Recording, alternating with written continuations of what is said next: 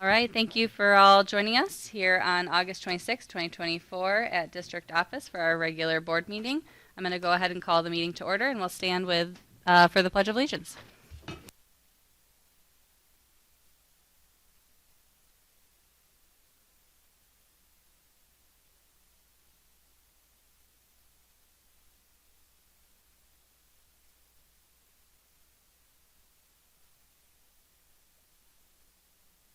Hey, we were going to start out in executive, but we're actually going to go ahead and move that to the end because we will not be returning to open session after that. So we're going to go ahead and skip ahead. With that, I will make a motion to approve the minutes of the regular meeting of July 23rd, 2024, August 12th, 2024, and the revised minutes of June 18th, 2024. No, I don't move the resolution. Moved by Paula. Seconded by Kelly. Any discussion? All in favor? Aye. Any opposed? All right, minutes are approved. Any additions or deletions to the agenda? Nope. All right. Want to kick off our meeting today with some board recognition. First, we want to take time to recognize our custodial staff who have been diligently working on getting our buildings ready for opening day. Nurland, I don't know if you want to speak to it. You obviously got to see the work and the magic in person. I am going to speak to it in my oral report. Okay. A little bit more. So. Perfect. Well, thank you to all the custodial staff. Also, we want to thank First Student Transportation for being great partners and working with the district on getting routes and being prepared to welcome our children day in and day out as that first face to start the day. So thank you. No public comment. All right. And with that, I get to pass it over to Nurland for the superintendent's report.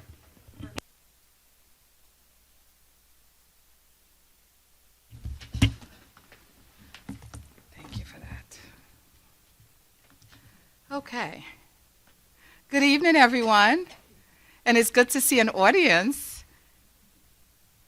All right. I am pulling up my report.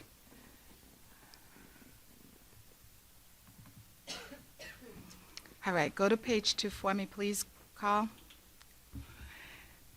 The first thing that I wanted to share with the board and also the public is that we recently received our New York State 23-24 data, which we're very pleased about because most of the time we don't receive it until September.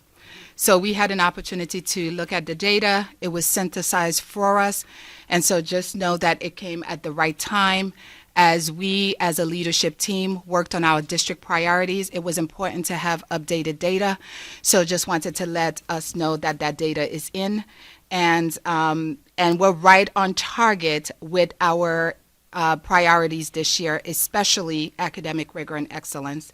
We are not achieving proficiency in ELA and math. That is not a surprise, and we have been on that journey for a very long time, and we believe that with all of the work that the administrators and I have started to do to lay the foundation, we believe that we will begin to see improvements in the ELA and math. Of course, the next time we speak, which is on 9/9, the board is going to get an overview from me of what the district priorities look like with the targets we have set based on baseline data, and so we will be talking a little bit more about that next time, which would be on 9/9, and at that time I will also be asking the board to take action on those the district priorities so that we can start posting them so parents know exactly what we are working on in the district. I'm pleased, while we're looking at the data, to share that our chronic absenteeism rate has improved. When I came to the district looking at the 22-23 chronic absenteeism rate, we were at 55%, meaning that about 1 in 5 of our students are missing about 18 days of school year. And so we really wanted to make sure that that is an area of focus. And so that decreased from 55 to 40% this year. So that's something to celebrate. However, this is another area of focus for 40% is still too high.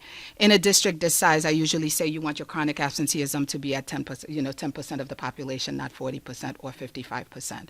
But we're on the right trajectory. So that's why I felt like it was important for us to report that it is some good news. We're decreasing. And that is a great thing.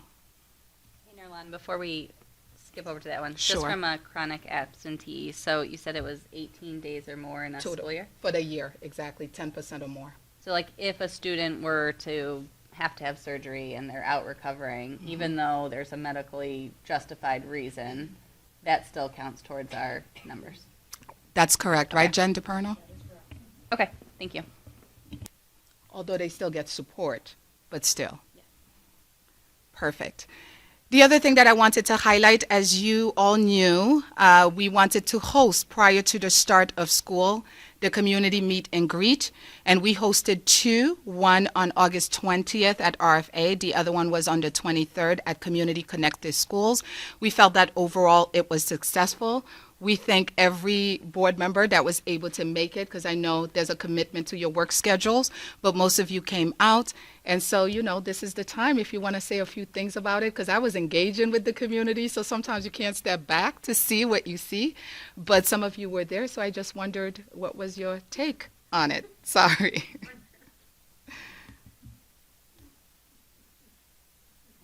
Nadia, you went to the Community Connected School. Everyone there seemed very engaged and interested in talking with you, happy. You were I could see as I was watching you talk, excited to talk to the community and seemed very invested. It was nice. Awesome. I agree with that. It was quite an event, and the children that Nurlan talked to seemed excited about school. So it was kind of contagious, the excitement. It was good. Teammates, our two assistant superintendents were there, so I just wanted to give you an opportunity to say something about it. Sandy as well, my executive assistant. I think that it was well attended, actually. And that people were expecting at first that perhaps Nolan was going to get up there and just speak nonsense.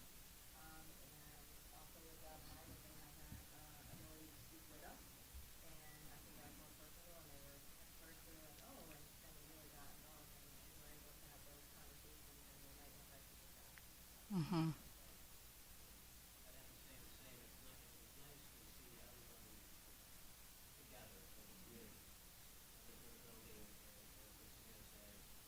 Maybe school business administrators or superintendents. They just saw us as a member of the team and a member of the building. And like Jen said, it was very nice interacting with people and all different kinds of conversations that we had with them, from buildings to education. And we had some employees there, so it was nice to hear them and their concerns. So I thought it was very well attended and just an excellent.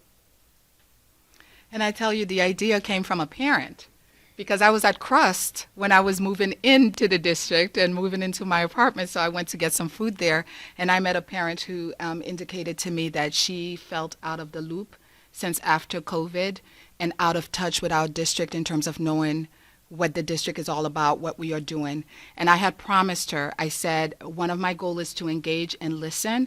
And so one of the things that I want to do in August, it's a lofty goal, but I definitely wanted to start with having two community events right out of the gate. So I did not want to wait until September or October to do that. And so I said I was going to do that. I promised her that I was going to do it in August, and I wanted to make sure that the community understands when I say I'm going to do something, I do it. I keep true to my word. And so I think that parent that I met at Crust, who also paid for lunch, and so I was very pleased, surprised me with paying for lunch, but I just wanted to acknowledge that. And also the students, the families, and of course the board members who came out, the community members. I met social services, met a lot of different people.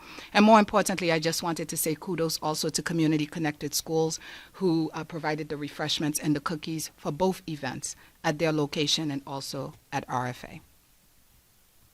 Nurlan, Yes. how many people would you estimate were there at the two events? Just curious. Well, I think I would say I would leave it to my executive assistant to help, because, when I'm engaging, I don't pay attention to that stuff. The RFA event was maybe in the 25 range. Some come, some leave, some came a little later. The Connected Community Schools event I felt like was a little better attended. They had many of their connectors there, which was great because we were able to interact with them and get a better idea of the things that they're doing. Their building is just amazing. We've done a great job. And we also had a lot more community, I felt, come to the Connected Community Schools event where I think we had more parents in that type at the RFA one. So there was a good mix. And that's one of the reasons why you want to have these events in different locations, because they attract different groups, right? So I wanted to have it at RFA. It's a school location that many of our parents would feel comfortable with. But I also wanted to make sure that I have it at a community place where, from what I'm hearing from the community, a lot of people know where the community connected school is, and offer the opportunity for parents and other community members who may not have children in the district to feel like they can still be in touch with what's going on in the district, because we do have to reach out to folks who do not have kids in the district, especially those businesses, because at the end of the day, we have a bigger vision, and that vision is to make sure that the students who graduate from here stay here and can actually take care of themselves. But if we don't engage with the community, we won't have those opportunities. So the next slide, please, Carl. So I talk about unsung heroes recognition, and as Cassie alluded to, myself and Tim Safin, one of the things that we wanted to do, now I've been to some of our buildings, but I didn't take a tour of the entire building. There were two folds. The first is I wanted to meet the custodians. I've met some of them, but I did not get a chance to meet a lot of them, and some of them work at night. You don't get to see them very often. That was one. Two, I wanted to see how we were progressing in terms of making sure that we have an environment that is conducive for when we open school, for students, and also for our employees. And three, as I start engaging with our Office of Operations and Management, I need to start thinking about some of these capital improvement projects that were already planned before me, and to think about what's not on the list that we need to take a look at that needs to be on the list in the future. And so we did a tour of the entire district last Monday, and I would say kudos to all of our custodial workers who are truly working hard. I had a meeting with them on Thursday, and I told them how much I appreciated not only meeting them, but seeing my face on those floors. You know, I have a beautiful face. So I like to see my face all of the time. And these floors were so shining. The classrooms, the pride, you feel the pride. And some of them have told me that they've worked here for 41 years, 29 years. And even on Saturdays and Sundays, they would leave their families to come to work. And I just wanted to take some time. We acknowledged them last week by having a little luncheon for them, and I went and had a conversation with them. But it's also important that the board understands that there are people behind the scenes, even on Saturdays and Sundays when some of us are taking a break, that come here and they love what they do. Some of them graduated from here. They never want to go anywhere else. And it was just like, that is the reason why I keep telling you, Rome is home. When I meet people who are so dedicated to our district no matter what. And so just wanted to give a kudos to them. They are working hard still. They still have to cut the grass and all of that stuff, but they promised me that before September 5th, that all of the environment will be conducive for learning and working. The other group that I wanted to take the time to really give a good shout out to is the First Student Transportation. When I came here in May, I heard from the students loud and clear that transportation was a big issue. And when I found out that we contract with First Student, I said, well, why don't we tell them about some of the struggles and challenges that we have had, especially in light of our chronic absenteeism, and let's work together as partners to make sure that we don't continue to repeat the same things. So when I came here in May, I had Operations and Management set up an appointment with First Student. Luckily for us, they hired a new manager by the name of Jeff, who is amazing. He has the same vision in terms of being able to say, you know what, we provide support for schools, and we want to make sure that we are providing the right support. And that has been my vision and goal as well. I've made it clear to them that I need transportation to work for our children so that they can come to school on time. And then we made it clear to them that our district priorities was also, one of them was going to be focusing on chronic absenteeism. I gave them the data, and I told them that they were a part of that. And I'm just very pleased to report that we met in May, we met in July, we met again in August, and so they are working to make sure that we don't have those issues we had with transportation. The other piece is I told him that it was important to me that these individuals who are monitors, who are bus drivers who work with First Student, didn't see themselves as First Student employees, but also saw themselves as Rome City School District employees as well. Because even when we contract, the reality is they're working on our behalf, and that it was important for me to be put in front of these people, to be visible, to let them know that I see them, I value them, and what they do for children in our district is unmatched, and that they are the first teachers that the students see every morning. When they get on that bus is an extension of the classroom. And so I got a chance to speak to the drivers a day before. It was on a Wednesday, and the monitors the following day. And I thought that they were very pleased. I sent the board an overview of what Jeff, the manager, had sent to me in an email to basically say that we are on the same page and we are working towards the same good. And at 5:30 on the first day of school, I'll be riding one of those buses. And so I just wanted to say, you know, they didn't have to work with us, but we made our request very clear. We set the expectation, and they are working towards meeting the expectation. And so some of the struggles we have had, my goal is for us not to have those struggles, and they have the same goal as well. Okay? So kudos to them. And lastly, my last slide. Well, first, I want to say today I spent my day at the high school. They had freshman orientation. Because as you know, the class is big. There's about 400 students in the class, and their parents were invited as well. So there were 3 sessions, 1 in the morning, 1 and 2 in the afternoon, 1 at 12 and 3. It was so great because, you know, my jam is student. So it was great to see the students, to see their families, got a chance to say a few words to them. And again, every opportunity that I get to meet the students and to meet their families, I want to take advantage of that. So I did get a chance to see them today, and that just brought joy into my heart every time I get to see families and students. The other thing that you all know that we've been working on, and some families have requested and put in their requests since June. When I first got here, they were like, oh, there's special requests, special permission requests that came in. And I'm like, what are those about? And so we had to make some decisions. So last week, we took a day to really get through all of the special requests that came in from June up until today. And I am pleased to report that we reviewed them. We sat down with every single principal that were impacted. We reviewed together with them. We assessed the situation, if they were CSC plays versus if they had siblings in those buildings, etc. And I decided that rather than somebody else making the call, that it was important that every family heard from me. Whether it was a no because maybe a section of kindergarten in that particular building was full, they heard from me. If it was a yes, they heard from me. Even if they lived in that attendance area, but they didn't know that at that attendance area and that school that they were requesting was within their attendance area, because they submitted a piece of paper, I wanted them to hear directly from me.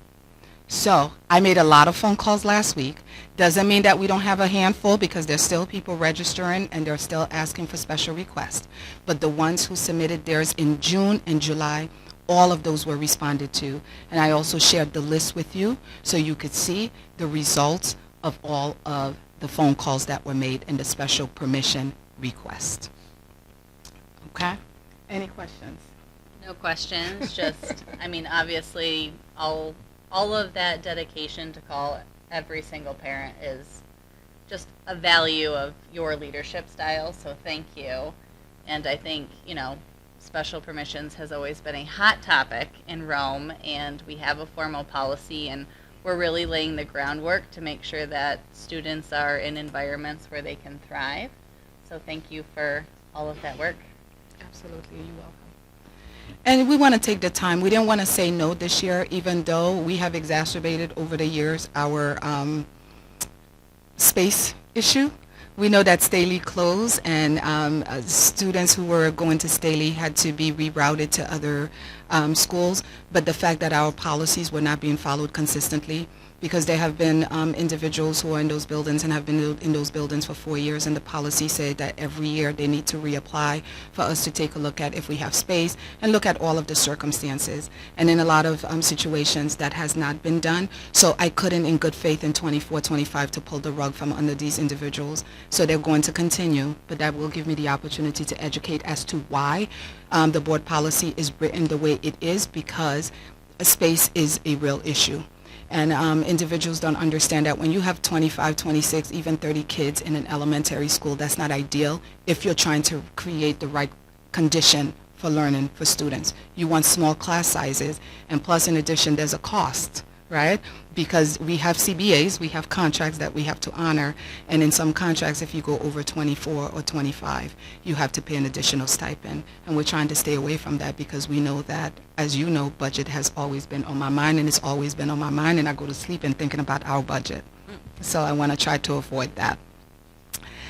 Some minor line adjustment. I know that the board is aware of it. I don't know, Jen DePerno, you and Dana Benzo, you had worked on minor line adjustment, which we had sent a letter to the parents about. So I didn't know if you wanted to speak just very briefly to that.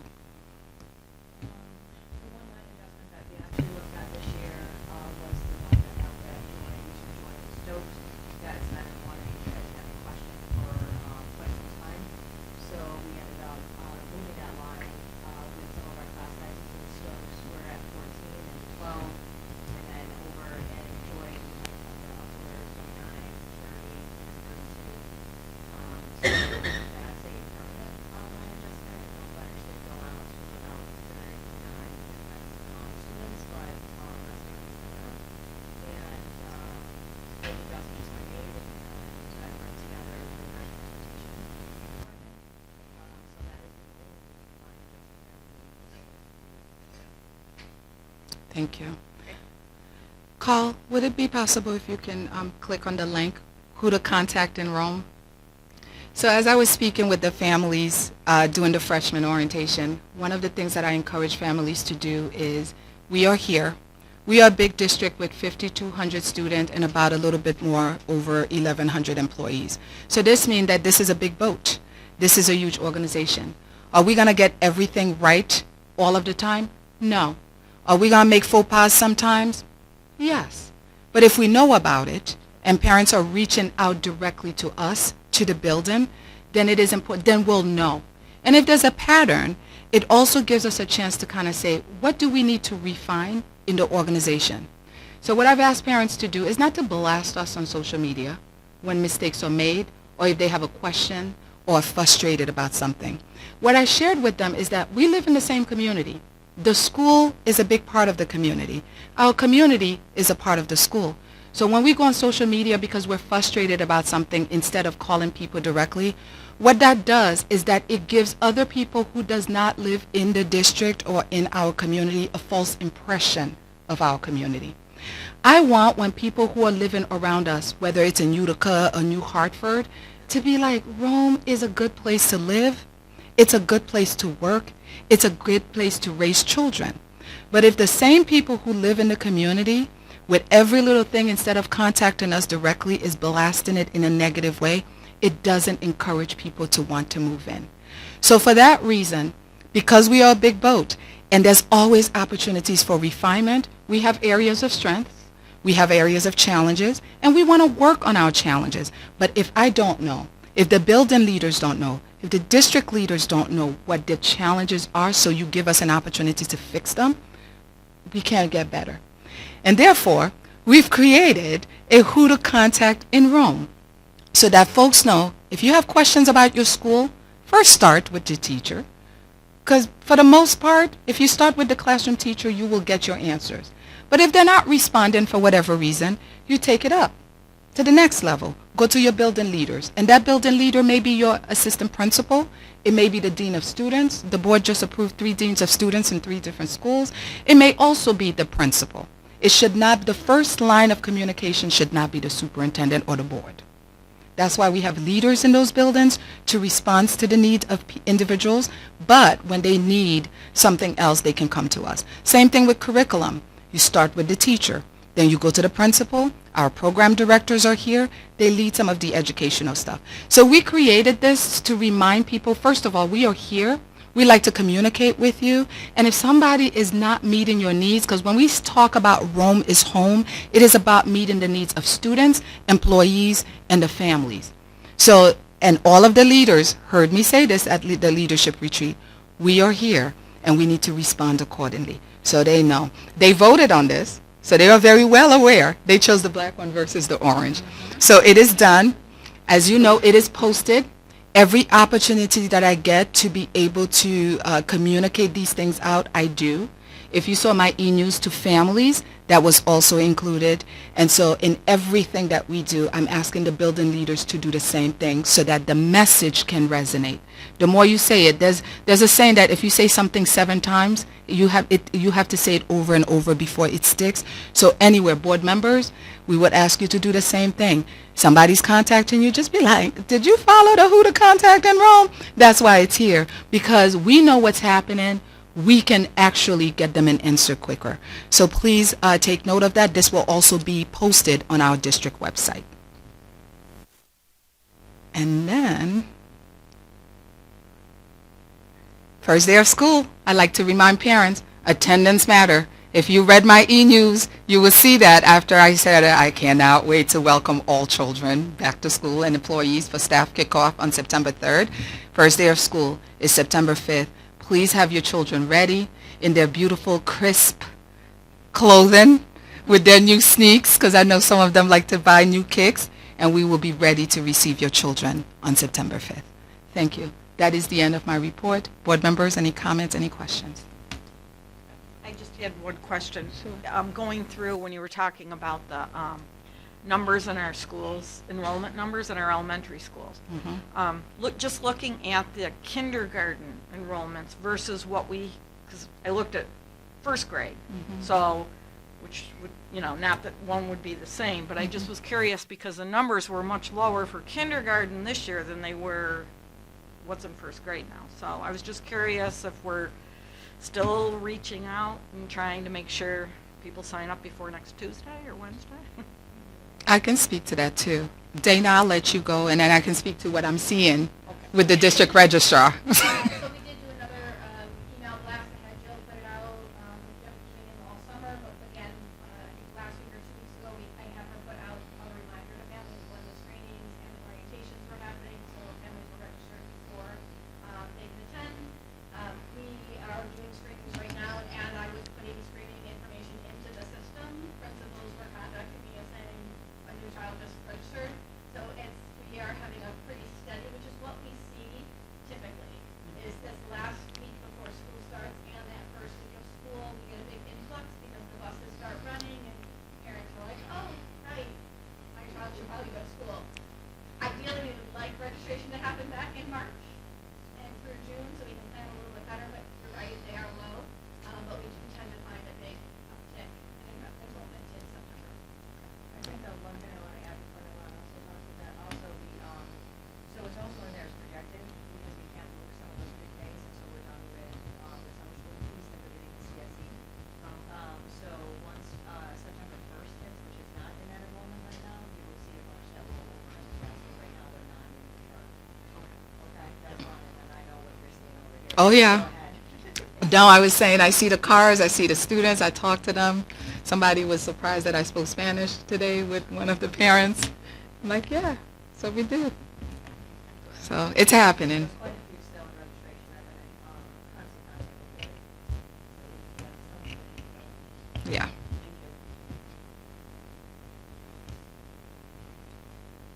All right. Thanks, Dylan. All right.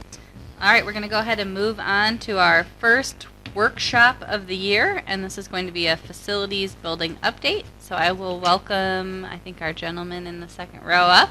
Yes. And for the board, I think this is going to align with your capital project update Yes. slides. So our assistant superintendent will take the lead. So good evening, everybody. Tonight, we're going to present for the board and the public an update on our capital projects. I'm going to have the team introduce themselves because we do have some new board members, and I'm sure you're not familiar with all of these, so if you guys could just introduce yourselves quick. I'm Justin Schaefer from LaBelle Associates. I hope I look familiar to a few of you from previous presentations that I've given across multiple projects over the years. Hi, I'm Damian Zombek, CNS Companies. I'm the project manager for both your 22 and 24 capital projects. I'm Alex Rodriguez, Director of Facilities. Nice to meet the new members. Hi, I'm Craig Daly with LaBella. I'm a project manager. Nice to see you. So tonight, we're going to do an overview, as you said, of the current capital project improvements. We have one from March of 2022 that was for $21.4 million. Another from 2024 just approved for $34.1 million.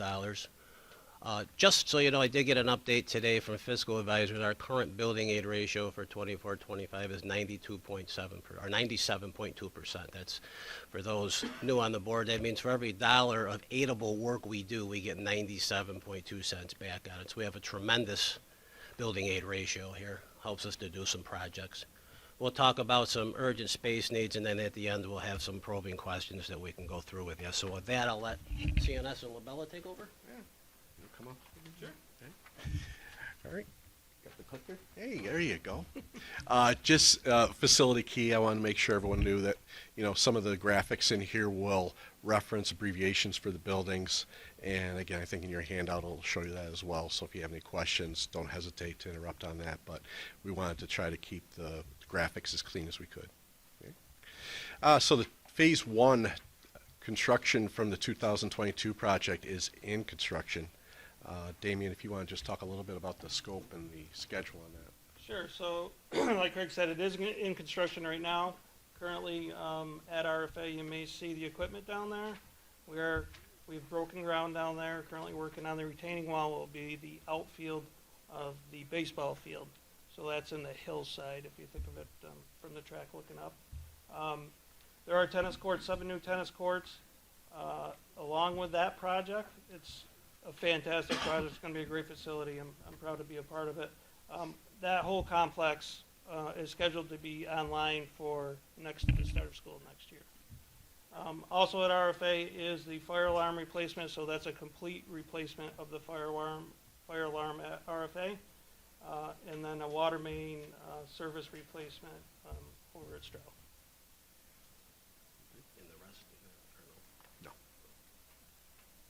So this is RFA before we started and what it looks like currently. It's not real pretty, but you may have questions on it because it is real visible.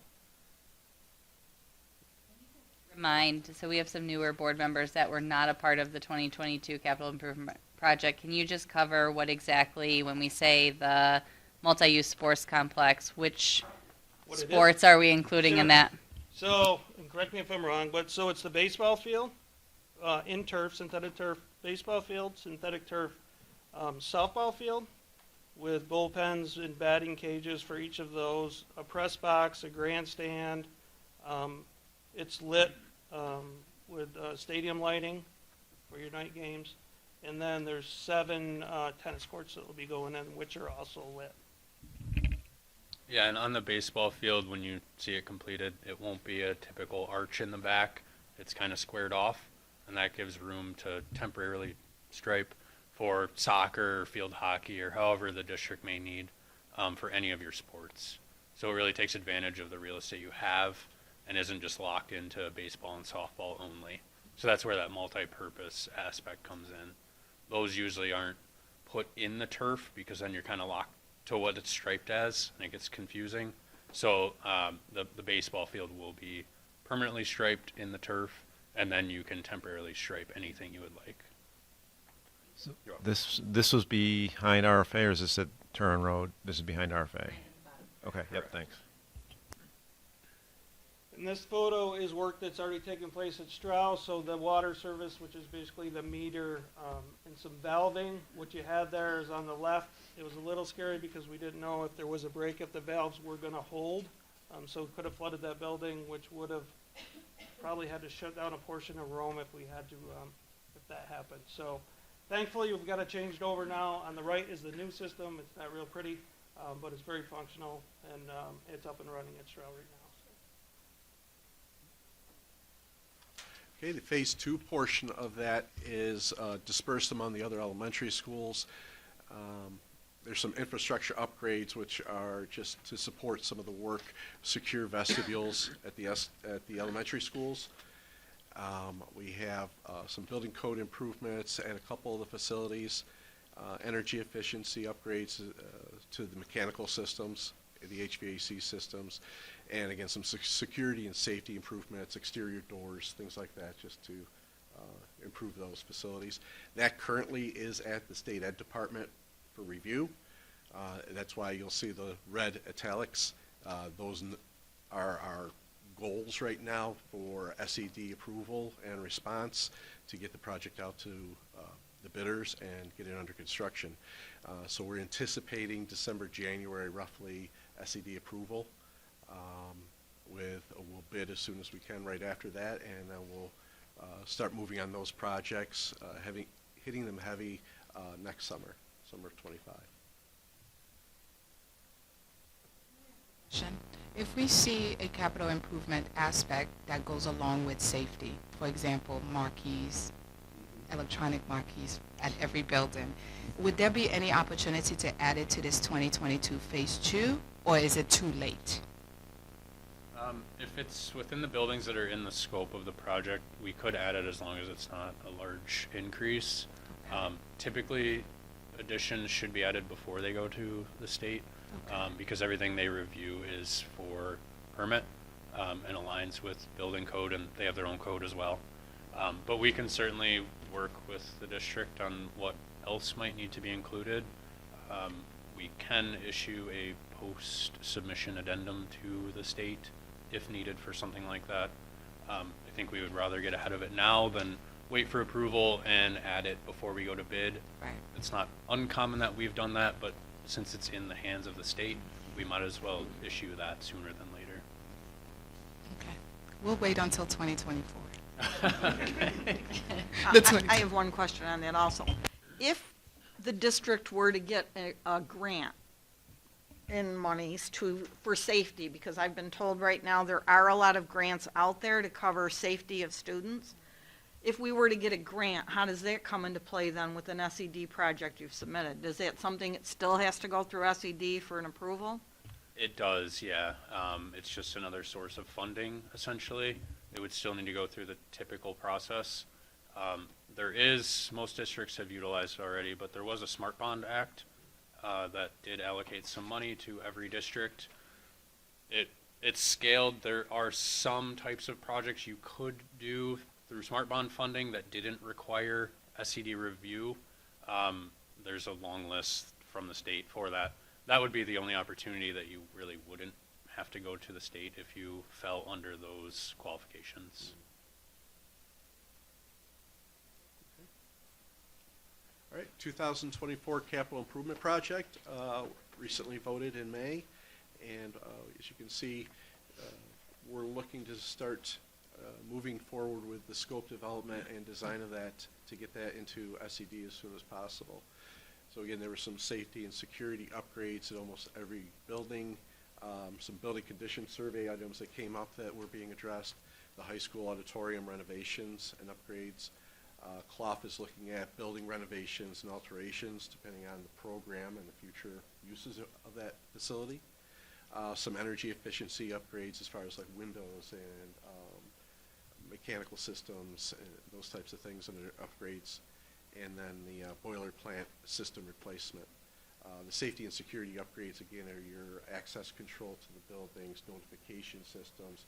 It's pretty full-blown security enhancements at those facilities, so there's a lot of work that's involved with the infrastructure to support that.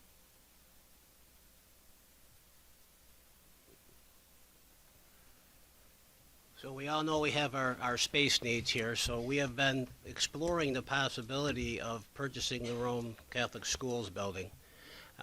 I've walked the building with Alex, Mr. Daly here to try to get some cost estimates of how much it would take to repair it to get us in there. So we're currently putting a timeline together of all the things that district would need to do so we can submit a purchase offer to the diocese if we decide to do so.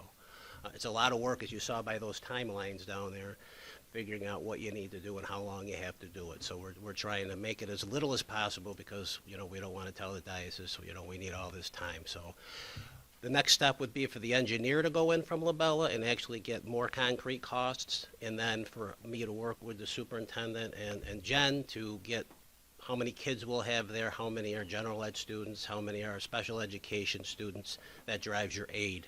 So I believe for a gen ed student, we get $19,000 per student. For a special education student, we get $59,000. So about 400 kids would give us about $11, $12 million of aidable work we could do. So just for those numbers. So we are working hard on that. We've also, I've been directed by our superintendent, great idea. She's always thinking, I have to tell you, I'm not just plugging her.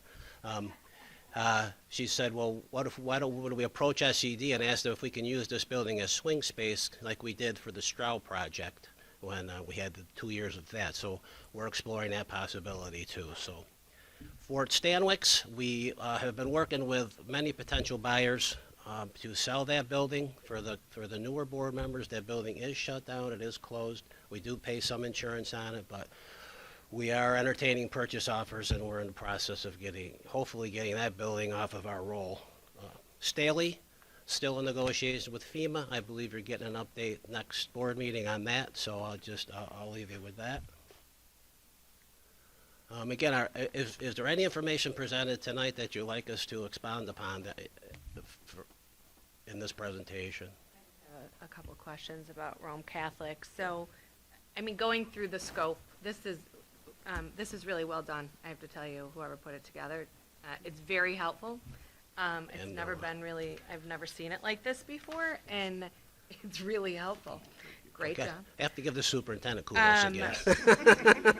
It really explains the scope of work and what it entails and the steps to take before it even can start being built.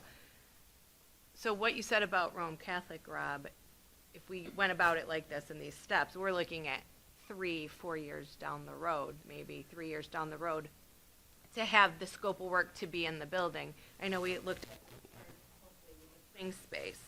When you went in the school, for it to be a swing space even, did you notice anything that had to be done right away to make it workable to start sooner than waiting for the 3 years if the swing space was approved, and a brief estimate of how much that would take so we could alleviate the space issue as soon as possible? I'll answer that with you since you went through the building. I think that if we could use it as a swing space, we could do less to it. That's a big question for SED, because for us to move in there, definitely would have to put an elevator in. But if we were able to use it as swing space, and again, what we need to do is have a conference call.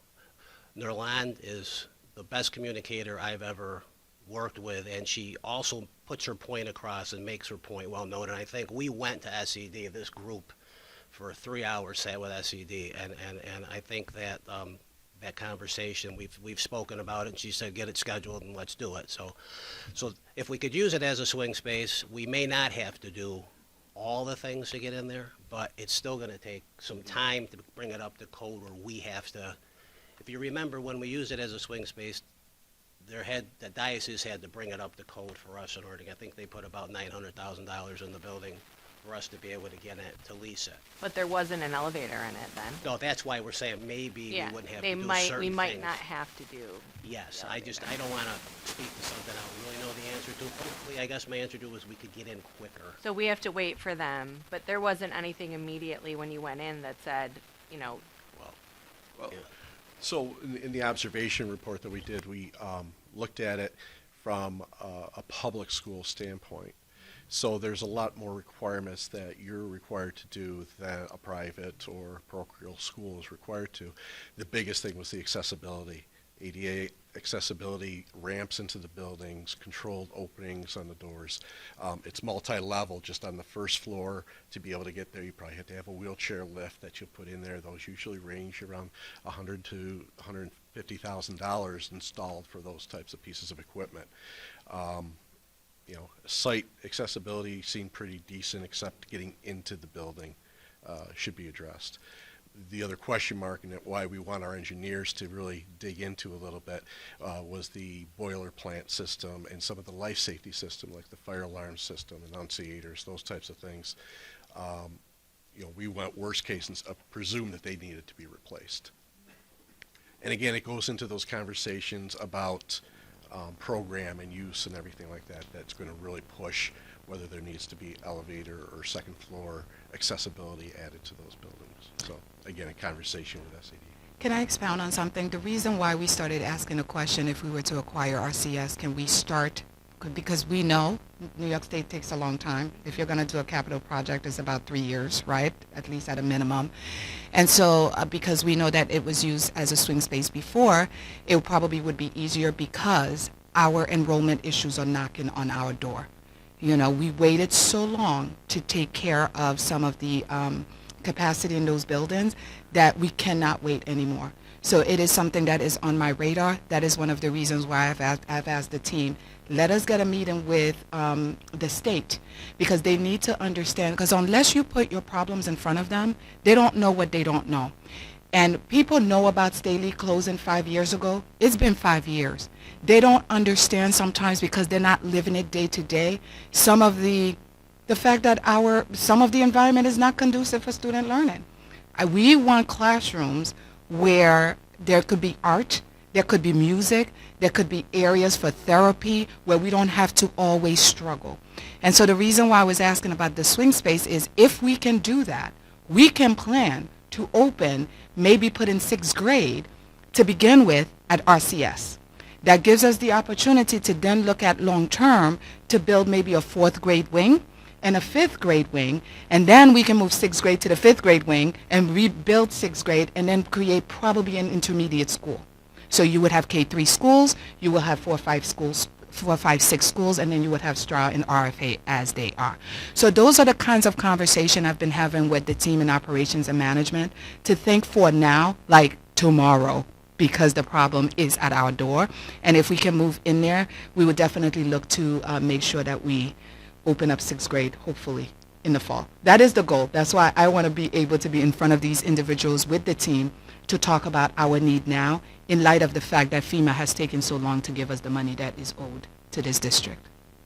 So I'm assuming, we're talking with RCS, and so hopefully there's not other offers being put, because that's a time thing too for us, right? Like we have all this, because I love that plan. But we want to make sure that we want to get in before somebody else does, or if that's the case, so we have to probably, we're up against time. And that's why. Maybe, but maybe no, not. You're correct. But You're correct. The realtors have been great. They're the ones that helped us out, Fort Stanwix, and they have been, I believe, people have made offers. It's still on the market, so I would assume they either didn't act on them or they, didn't accept that. So we're diligently getting our purchase offer ready. The engineer's a big piece of it, so we can kind of timeline our stuff. And we have to be honest with them because we don't want to take a year, say it's only going to take a year, and then it doesn't, and then our purchase offer falls. So we want to make sure we're accurate with everything that we do. and they know we're highly interested. They've and asked, they- yes, oh, yes, yes.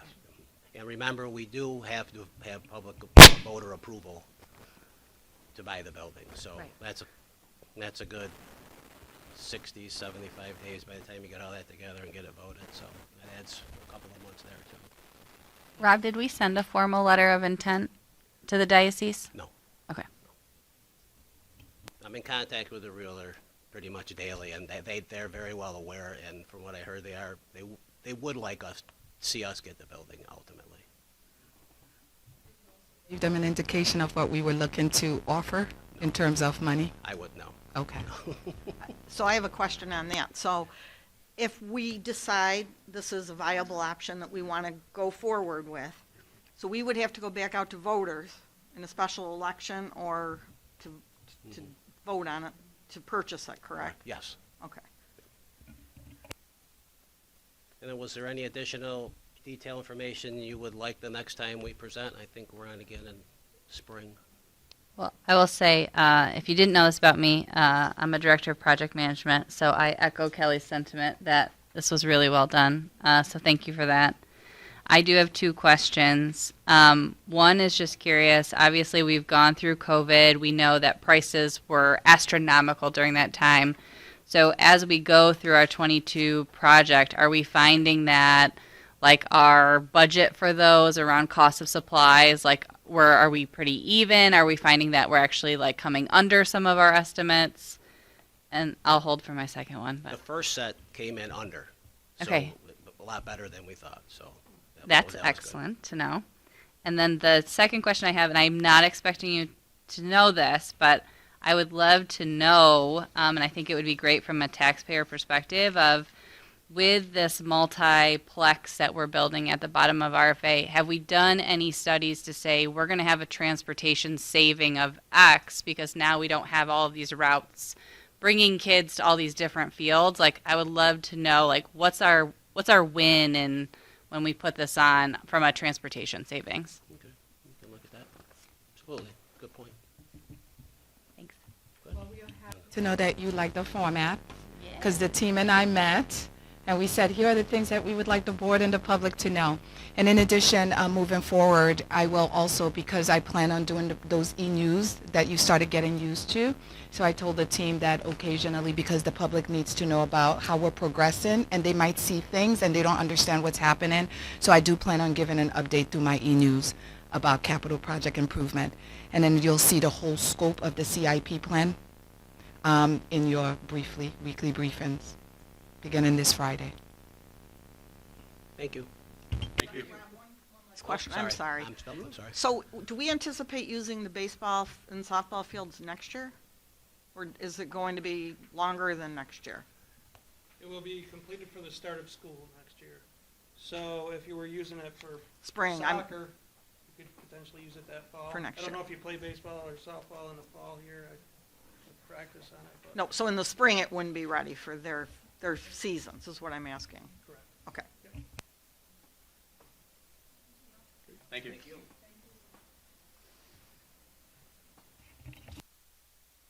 All right. Moving on to our consent agenda. I'm going to go ahead and do a resolution to accept the consent agenda, that upon the recommendation of the superintendent of schools, the consent agenda be accepted by the Board of Education. I move the resolution. Second by Kelly.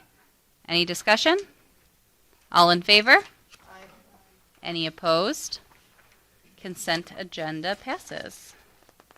And that will move us to page 13 of the agenda, and we will kick off with finance. No action items. So we did have a committee meeting, and basically it was to have a meet and greet with our new business official, which we were very happy to do with Georgia Gonzalez. So we did go through some items we talked about investment opportunities, which has been a very good point for us this year, obviously, because we're making more on our investments than previous years. We discussed the fact that we now will be the Finance Committee will be reviewing each month the budget versus actual to see where the deltas are and ask questions around those. We talked about the audit timeline, which is going on, and we also had some very positive news, which came from transportation aid. We were owed money from New York State from the COVID area for transportation, and the money was $500,000, and the money just came in or was coming in July. So that was wonderful news, and we're very happy that's taken care of. Going forward, we have not finalized yet when our next Finance Committee meeting will be, but it would be between the two September board meetings that we have. We just have to figure out the date and time right now. So, Kelly, you got anything else to add? No, I'm happy to be a part of it. I think it's important the way that we've set things up in committees, that all of us on the board get involved on a committee and especially understand finance so that we don't have the same situation coming into the end of the school year again. Mm-hmm. So, and that concludes. Just to do a formal introduction, we do have Georgia here. So Georgia, board, Georgia, welcome to the team. Great. You get the pleasure of not having me talk a lot today, so Kelly is going to take ed programs. Action item number 1, resolution to approve documents. Resolved that upon the recommendation of the superintendent of schools, the Board of Education hereby approves the School Against Violence in Education legislation documents, Code of Conduct, district-wide safety plan, and attendance protocols. I move the resolution. Jeff, All in favor? any discussion? Any discussion? All in favor? Aye. Any opposed? Resolution passes.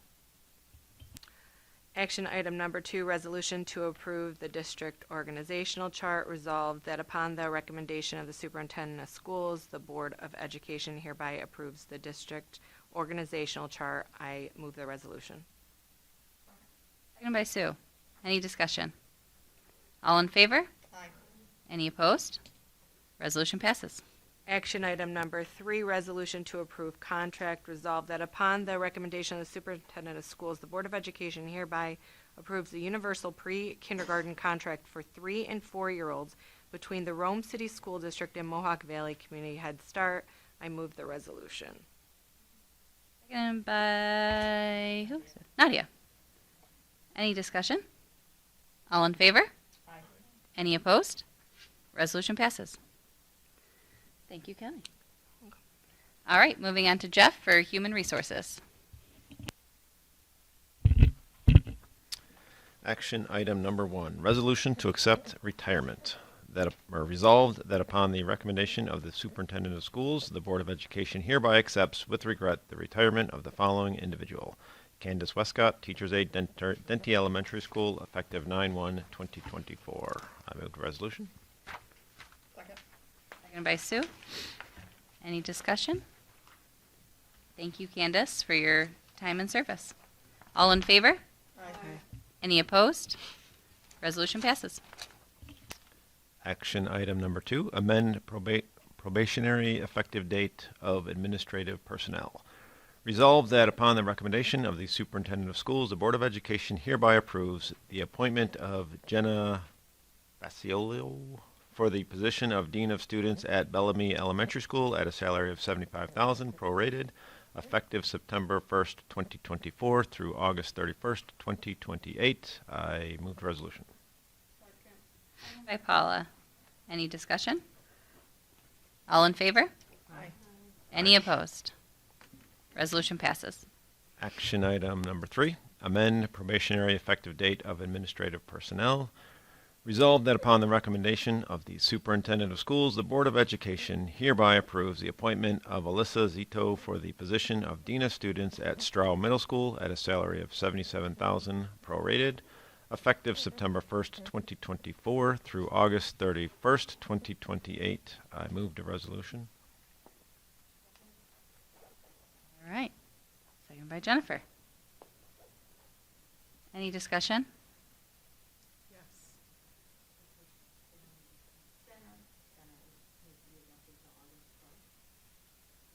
Instead of 31st? August 12th, 2020. So they both August 12th, 2028? She's August 12th because it was Bellamy on the old grant. Alyssa is under the new grant. So Alyssa's correct. It's September 1st. So Alyssa's correct. Alyssa is correct. Jenna needs to be not September 1st, 2024, it needs to be August 12th. So we have to amend that again. Yes, sorry. All right, we'll go back. Do I have to reread it? Rewind. Let's go through the vote for Alyssa Zito. All in favor? Aye. Any opposed? Resolution passes. All right, so back to action item number 2. We are going to kind of rescind that vote. We're going to make a correction to have the effective date be August 12th, 2024. All in favor for the correction? Aye. Any opposed? All right. So corrected. Okay. Roll it again. You mean like say number 2 again? Mm-hmm. Mm-hmm. Revote. Like read the whole thing again? Yeah. Yes, okay. please. Amend, With the new date. okay. Amend probationary effective date of administrative personnel. Resolved that upon the recommendation of the superintendent of schools, the Board of Education hereby approves the appointment of Jenna, what is it? Fasciolio for the position of Dean of Students at Bellamy Elementary School at a salary of $75,000 prorated, effective, what is it? August 12th, 2024 through August 31st, 2028. I move to resolution. Second by Sue. All in favor? Aye. Any opposed? All right. All right, action item number 4, resolution to create positions. Resolved that upon the recommendation of the superintendent of schools, the Board of Education hereby creates the following positions. Personnel assistant. I move to resolution. Second by Sue. Any discussion? All in favor? Aye. Any opposed? Resolution passes. Action item number 5, resolution to accept employment agreement. Resolved that upon the recommendation of the superintendent of schools, the Board of Education hereby accepts the employment agreement between the school district and the Director of Human Resources. I move to resolution. Second by Sue. Any discussion? All in favor? Aye. Any opposed? Resolution passes. Action item number 6, resolution to clarify the employment agreement classification for the non-unionized group. Resolved that upon the recommendation of the superintendent of schools, the following changes will be made to the employment agreement list of the non-negotiating classifications. Remove titles Director of Business and Finance and School Lunch Manager. Add titles Assistant Director of Food Services, Director of Food Services. I move to resolution. Nadia? Any discussion? All in favor? Any opposed? Resolution passes. Action item number 7, resolution to approve a change of title. Resolved that upon the recommendation of the superintendent of schools, the Board of Education hereby approves the change in title from Director of Human Resources to Director of Human Resources and Strategic Initiatives. I move to resolution. By Jennifer. Any discussion? All in favor? Aye. Any opposed? Resolution passes. So I'm back on. You're back on. Okay, so policy.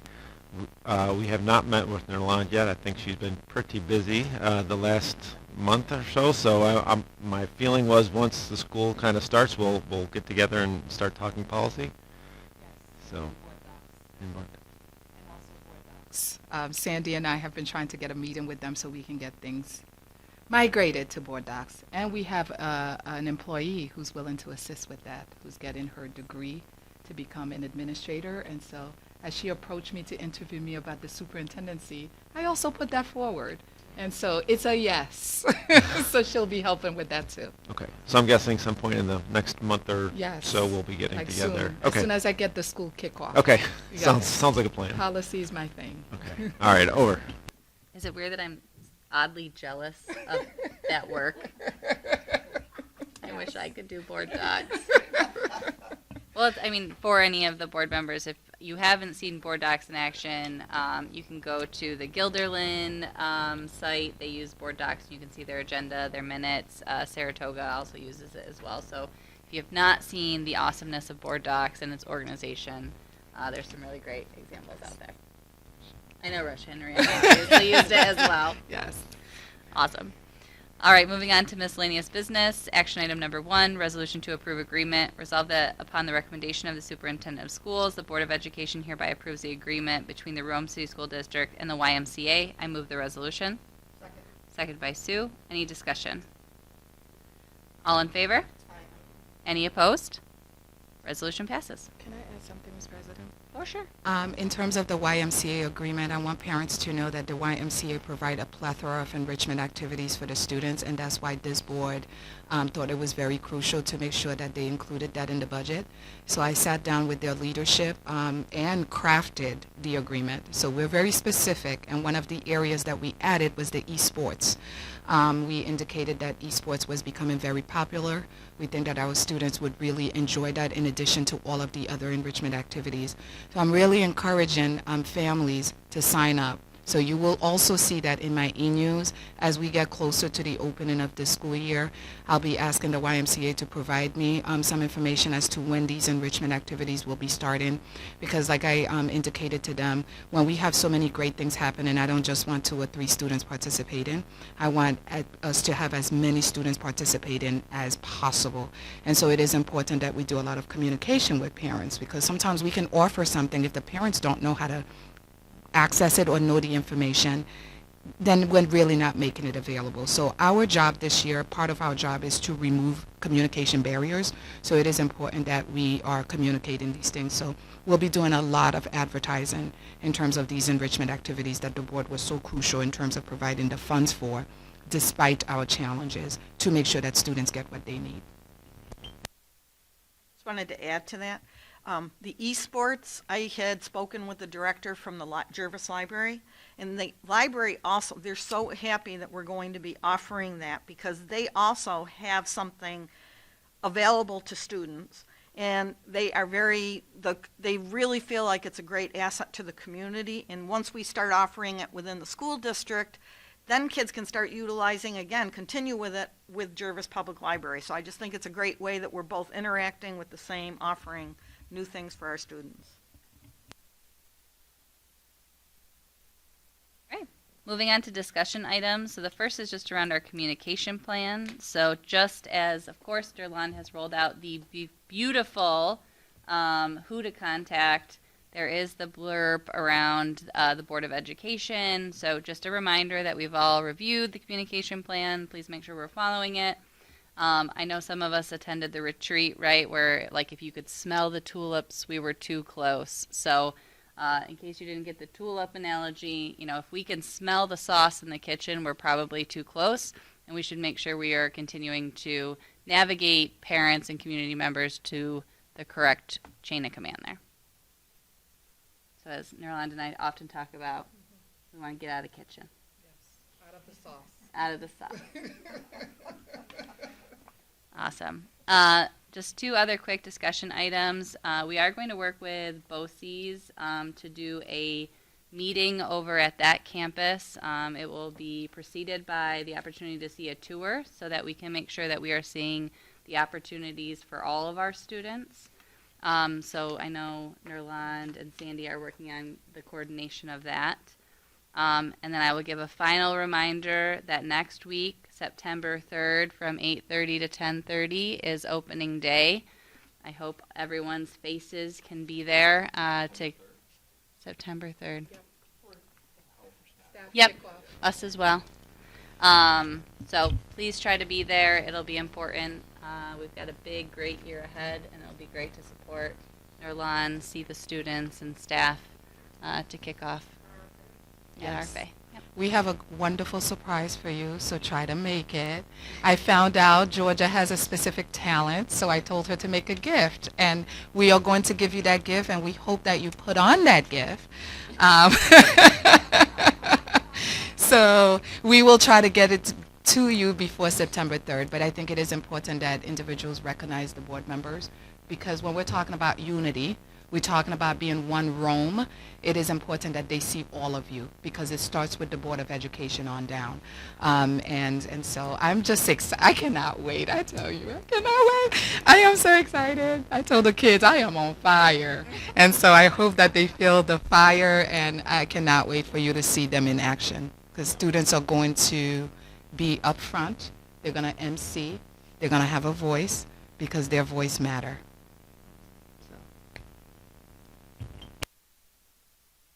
All right. I did not see any additional public comment come through. So with that, I will go ahead and make a motion to go into executive session to discuss matters pertaining to the development of the superintendent's 2024-25 school year goals and matters leading to the appointment, employment, promotion, demotion, discipline, suspension, dismissal, or removal of a particular person or corporation. It is not anticipated that we will come back to open session, so I hope. Thank you all for coming, and have a great evening. Move it. Move it. I move the resolution. Moved by Sue, seconded by Kelly. All in favor? Aye. Any opposed? All right. Thank you all.